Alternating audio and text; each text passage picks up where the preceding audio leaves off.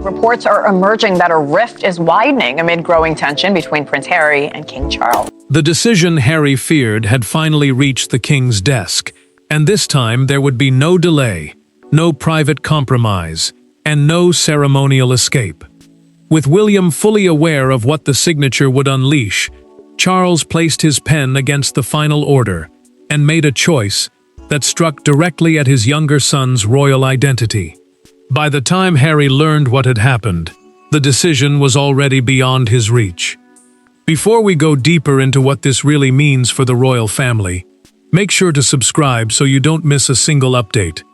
Charles stared at the final page before signing.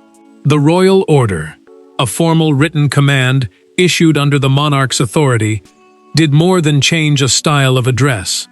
It removed Harry's prince title and ended his right to be formally styled as a prince within the royal structure. That mattered because the title had followed him from birth, tied to family, duty, and public identity. William already knew the decision was coming, which meant one brother was bracing for impact while the other had not yet been told. The king paused with the pen in his hand.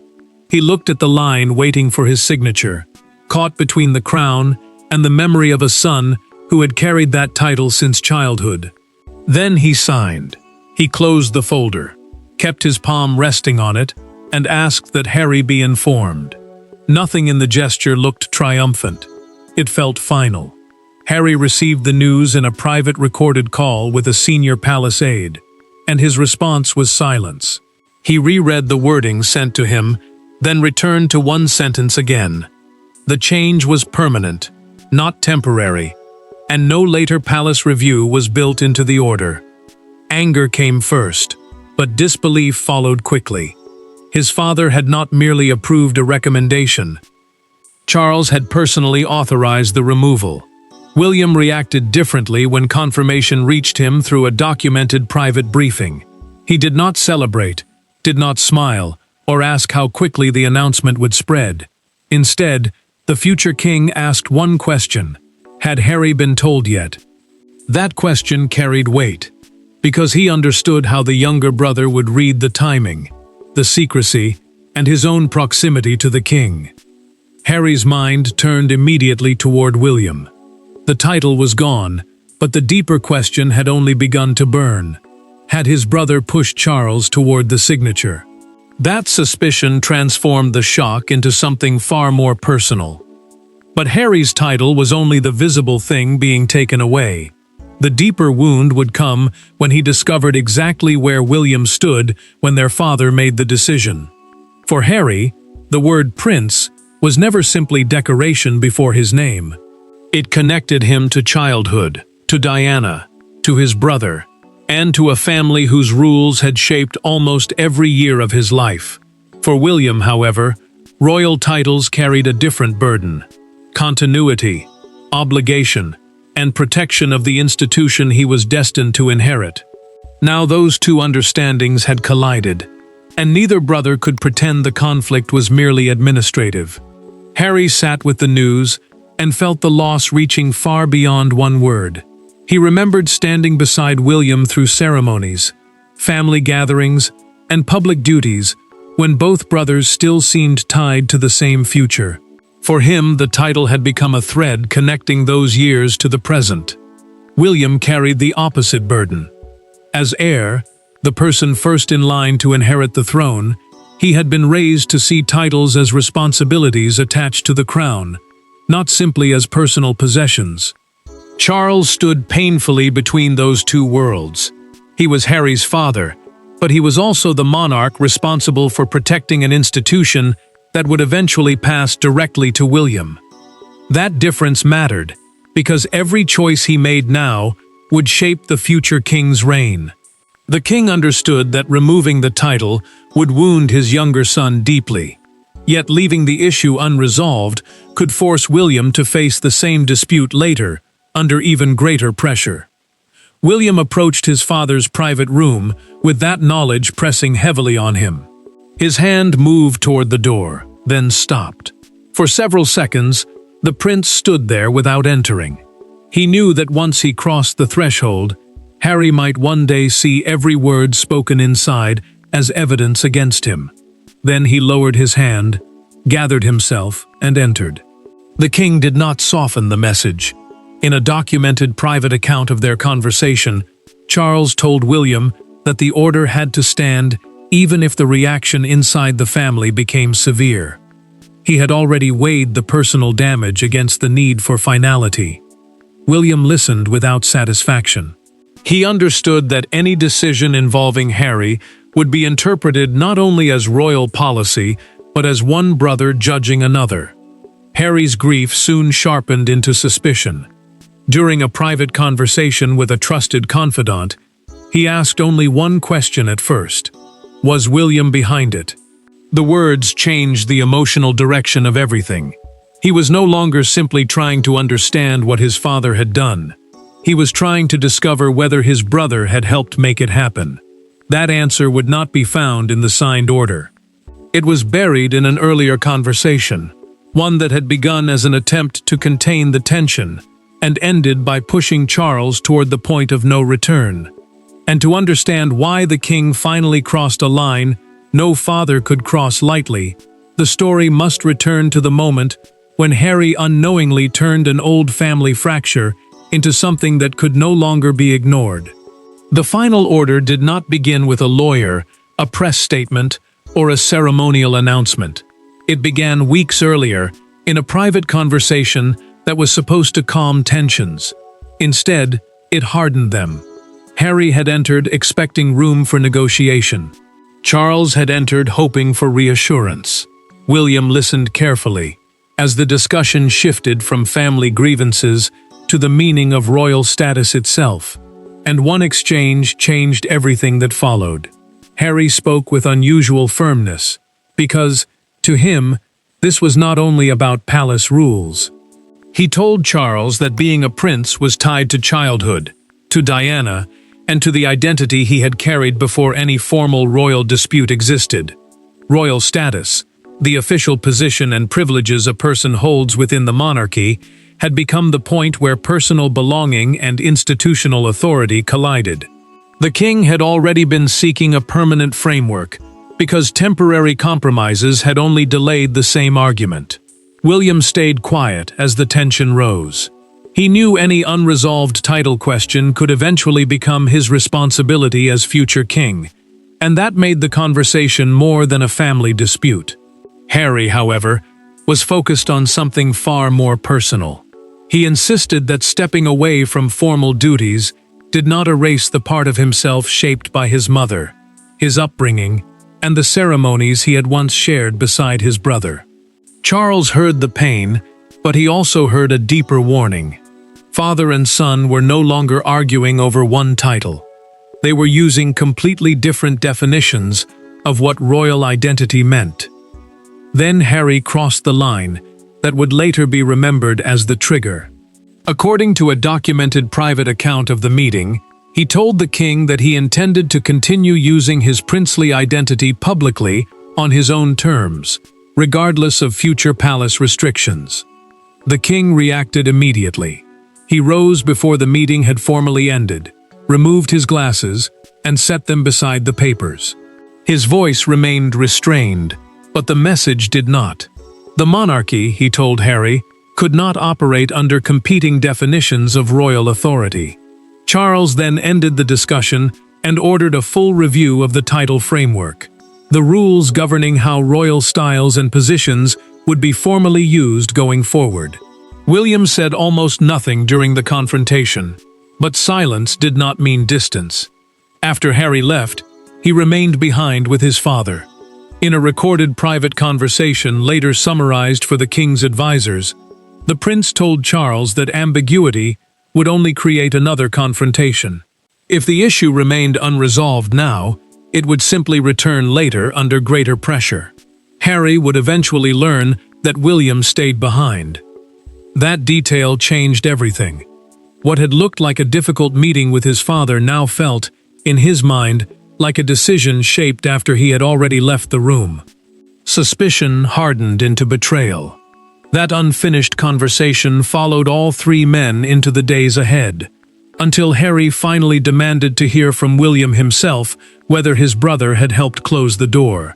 There were no cameras, no aides, and no carefully prepared palace language when the brothers finally faced each other. Harry did not begin with protocol. He began with accusation. William did not retreat behind his father's authority. Years of frustration compressed into a single question. Had the future king encouraged Charles to strip his own brother of the title they had shared since childhood? The answer would hurt Harry more than silence ever could. Harry had rejected the idea that a formal palace explanation was enough. The decision had reached too deeply into his identity, and he wanted to hear the truth from William directly. The prince understood the danger before he entered. He knew that any defense of the crown, the monarchy as an institution rather than simply the royal family, would sound to his brother like a defense of what had been taken away. Still, neither man could avoid the conversation any longer. Harry asked the question without softening it. Had William advised Charles to remove the title? The anger behind his words came from more than suspicion. His brother still had immediate access to the king, while he himself had learned of the decision only after it was settled. William answered carefully, but he did not deny speaking to their father. He said he had urged clarity, not punishment, because years of exceptions and unresolved arrangements had left the monarchy carrying a problem no one wanted to define. Harry pushed his chair backward and stood. The movement broke the last trace of restraint between them. William remained seated for several seconds before rising to meet his brother's stare. Then came the admission that changed the argument. In a documented private account of the exchange, the future king acknowledged, telling Charles that the next reign could not inherit an arrangement everyone already knew was unstable. William did not apologize for that warning. He told Harry that whatever Charles refused to settle now would eventually fall to him, and by then the conflict could become even harsher. The point was not that one brother wanted to punish another. The point, he insisted, was that a monarchy could not carry one set of rules publicly while quietly making permanent exceptions behind closed doors. Harry heard the explanation, but the words still felt like betrayal. Harry suddenly understood something more troubling. The title had not disappeared because of one angry meeting or one private complaint. The decision had grown from a larger expectation that William would one day inherit not only the crown, but every unresolved problem attached to it. That realization shifted his anger away from his brother alone and toward the structure surrounding Charles. The answer he feared was finally in front of him, but it was not simple enough to hate. William had influenced the argument, yet he had not held the pen. Harry had found the truth he wanted, and it led straight back to their father. Blaming William alone would prove too simple, because the final authority had never belonged to the heir at all. William may have influenced the argument, but only one man could carry the responsibility of the final decision. Charles understood that distinction, and he refused to allow his elder son to become a shield for him. Behind palace doors, the king made his position unmistakable. William had advised him, but William had not signed the order. Charles had. And if Harry wanted someone to blame, his father would carry that burden himself. Charles faced the consequences without hiding behind palace language. As sovereign, the monarch who holds the formal authority of the crown, he could listen to advice, weigh future risks, and consult William, but the final choice still belonged to him. That mattered, because the prince represented succession and what came next, while the king remained responsible for what happened now. The father in Charles understood the pain. The monarch in him believed delay would only make it worse. The king turned to William and made the boundary clear. According to a documented private account of their conversation, he told the future king that the palace would not suggest the heir had forced his hand. Then Charles pulled the signed folder toward himself and said quietly, "This is mine." He placed it beside his own chair rather than leaving it between them. The gesture carried the message as strongly as the words. William did not challenge him. He understood that accepting responsibility also meant accepting Harry's anger. Charles looked tired when his younger son's reaction came up, and for a moment, the certainty seemed to weaken. He knew Harry might see the order as rejection rather than structure, punishment rather than finality. Still, the king refused to reopen the decision merely because the emotional cost had become real. Charles had chosen the language carefully for exactly that reason. In a recorded discussion later summarized for senior advisors, he explained that anything temporary would invite years of renewed bargaining, private pressure, and another painful confrontation. He wanted the order to end the argument, not postpone it. Final language meant exactly that. No automatic review, no quiet expiry, and no easy return to the previous arrangement. The father in him still wanted one thing before the wider machinery moved forward. Charles instructed that Harry receive a direct personal explanation, not simply another formal notice. He wanted his son to hear that William had advised him, but the decision itself had been his. Yet the order was already moving through the system, and timing would become its own kind of cruelty. Harry would soon discover that royal decisions did not remain inside one room simply because the family had not finished speaking. Names could be changed. Instructions could be rewritten. Formal references could disappear before emotions had even caught up. The distinction mattered inside the family, but outside that room the order had already begun doing what royal decisions do, turning private pain into irreversible public reality. At first, the loss existed only as words on a signed page. Then, the consequences began appearing one by one. Formal references changed. Staff instructions were rewritten. Language that had followed Harry since childhood suddenly vanished from places where it had always seemed permanent. That was when the decision stopped feeling theoretical. Harry could argue with his father, challenge William, and resent the palace, but he could not ignore the new reality taking shape around his name. Harry saw the change before anyone needed to explain it again. A revised formal document reached him carrying his name without prints, and the missing word seemed louder than anything printed around it. Formal styling, the official way a royal name and title are written in palace communications, had now been changed to match the order. That mattered because the decision was no longer confined to one private disagreement. It was being built into the everyday machinery of the monarchy. Harry traced the line containing his name with one finger and stopped. He read it once, then again. The document did not erase his place as Charles's son or William's brother, but it drew a sharp boundary between blood and formal royal status. He folded the page once and placed it face down without speaking. Anger had carried him through the confrontation. This felt different. This felt permanent. Charles received word of his reaction through a private briefing and immediately considered calling.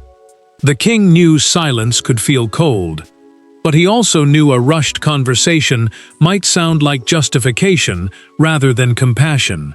He hesitated, asked whether Harry had anyone with him, then decided to wait. The father wanted to reach out. The monarch feared that speaking too quickly would reopen the argument before the shock had even settled. Harry's frustration deepened when he learned through a documented account that the revised wording had been prepared before he was formally informed. That detail hurt, because it suggested the machinery had already been moving while he still believed there might be room for discussion. The decision had not merely been announced to him, it had been operational before he had time to absorb what was happening. William faced a different pressure. When advisors discussed how the change might be presented publicly, the prince rejected any language that made it sound like a victory for him. He wanted no celebration attached to his brother's humiliation. Whatever he believed about clarity and succession, he understood that Harry was losing something tied to identity, memory, and family history. The anger began to drain away after that. Harry still felt betrayed, but fury slowly gave way to something harder to defend against: grief. And once the shouting inside him finally quieted, another possibility emerged. When the anger lost its force, what remained was not a constitutional argument at all. It was two brothers confronting what had survived beneath everything they had said to each other. The turning point came only when the language of monarchy disappeared from the room. No advisors, no statements, no debate about precedent. William and Harry met again as brothers, and for once neither began by defending a position. Harry spoke first, about what the title had represented, rather than what power it carried. William listened. Then he answered with something Harry had not expected. Not an apology for the decision, but an admission of what the conflict had cost him too. Harry no longer had a decision left to reverse. The order stood, and that changed the purpose of the conversation. There was no negotiation waiting behind careful words, no institutional process left to influence. Formal royal status, the official position a person holds within the monarchy, had already been settled. What remained was more difficult, because neither brother could hide behind policy anymore. Harry told William that losing the word prince felt like losing one of the last visible links to the life they had once shared. He spoke about childhood, about Diana, about standing beside his brother before duty divided their paths. The pain was not simply about rank, it was about memory. William did not interrupt, because for the first time he understood that Harry was describing grief rather than arguing for privilege. William answered more quietly than before. He admitted that his future role had repeatedly placed him on the opposite side of the person who had once stood closest to him. The prince said he hated that reality, even when he believed the institutional decision was necessary. He did not apologize for advising Charles, but he finally admitted that carrying responsibility for the crown had already taken something personal from him too. Harry listened as the explanation changed. In a recorded private conversation, later summarized in a documented family account, William told him he had never asked Charles to erase him from the family. He had asked the king to end uncertainty about formal royal status. The distinction mattered to the future king because blood and office were not the same thing. Harry had heard those words before, but this time they landed differently. Harry began to recognize the painful contradiction. The decision could wound him deeply and still, in William's mind, remain separate from whether they were brothers. That did not erase the anger. It did not restore the title. But it broke the idea that everything had been done out of personal rejection.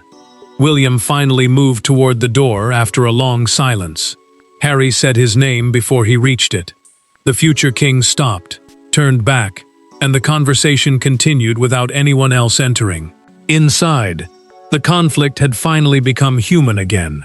Outside, Britain was about to turn that private wound into headlines, arguments, cheers, and anger. By morning, the private order belonged to the public.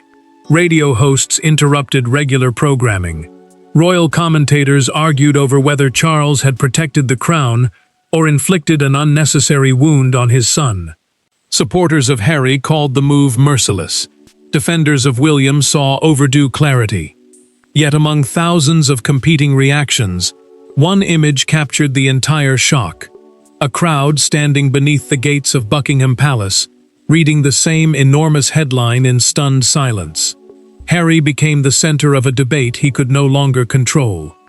Some people saw the prince title as an institutional privilege tied to duty, while others believed it was inseparable from his birth, childhood, and place in the royal family. Buckingham Palace, the monarch's main official London residence and a symbol of the crown's public authority, became the focus of that argument.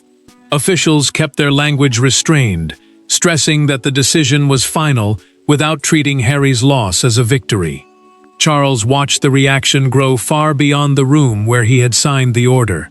A television report described the move as a defining act of his reign, and the king sat through the coverage in silence. He reached for the remote, lowered the volume, then kept watching as Harry's name filled the screen. The choice he had made as monarch was now being judged as something far more personal. A father deciding what his younger son could no longer carry.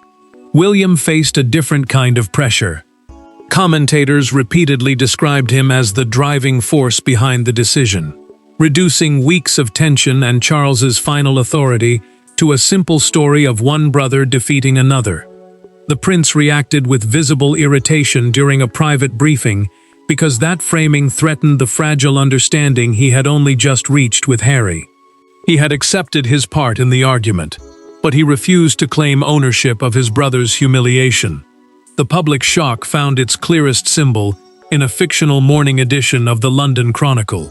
Its front page carried the enormous headline, "No longer a prince, King's final order ends Harry's royal style."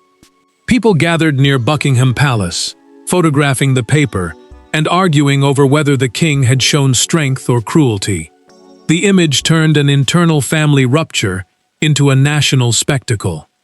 Harry heard another interpretation through a recorded broadcast later that morning. The presenter called the order a dividing line between the monarchy Charles had inherited and the more streamlined institution William was expected one day to lead. That framing made the consequences feel larger than one title. It suggested the decision had become part of the story of succession itself. The headlines could argue about winners and losers, but none of them could decide what the moment truly meant. That final judgment belonged somewhere far more personal, in what Charles, William, and Harry had lost, accepted, and finally chosen to carry forward. In the end, there was no dramatic reversal. Charles did not withdraw his signature. William did not renounce his advice. Harry did not suddenly decide the loss meant nothing. The order remained exactly where the king had placed it. Final. Yet beneath the constitutional language, something more complicated had happened. Three men had been forced to separate family from monarchy, identity from office, and love from authority. And none of them emerged unchanged. Harry understood at last that anger would not restore what had been removed. The formal prince title would not return, and the royal order, the written command that had made the change official, would remain in force. But he refused to believe that one signature could erase childhood, memory, or blood. He was still Charles's son. He was still William's brother. The monarchy could redefine his formal position, but it could not rewrite the years that came before it. Charles carried the heaviest private consequence. He had protected what he believed the crown required, yet the cost had fallen directly on his own family. The king returned to the room where he had signed the order and looked at the empty place where the folder had rested. He did not call anyone back. He simply stood there for a moment before leaving, accepting that pain was not the same thing as a reason to reverse the decision. William emerged from the crisis without any sense of victory. The prince had argued for clarity because he believed the next reign could not inherit permanent uncertainty. But the argument had forced him to confront something colder. Future authority could mean choosing continuity when the human cost belonged to someone he loved. He had not erased Harry from the family. He had helped draw a boundary between family connection and formal royal status. Harry slowly accepted that distinction, even if he could never welcome it. The title had once seemed inseparable from his identity, but now he faced the harder task of defining himself without it. Charles had chosen duty over hesitation. William had accepted the burden of future authority, and the younger son had been forced to carry forward without the princely designation that had followed him since birth. This was not William defeating Harry, nor Harry being erased from his own history. It was the monarchy drawing a brutal boundary between blood and office. Charles paid for that boundary as a father. William inherited its weight as a future king, and Harry endured it as the son whose royal identity changed in a single signature. The crown survived the decision, but survival came with a human cost that no title, removed or retained, could ever fully measure. And when the palace doors finally closed on the crisis, One truth remained beyond argument. Harry had lost the title of prince, but the decision revealed something far larger. The crown could redefine his position, yet it could never rewrite the family history that brought all three men to that moment. Thanks for watching. Please don't forget to like and subscribe, and we will see you in next one.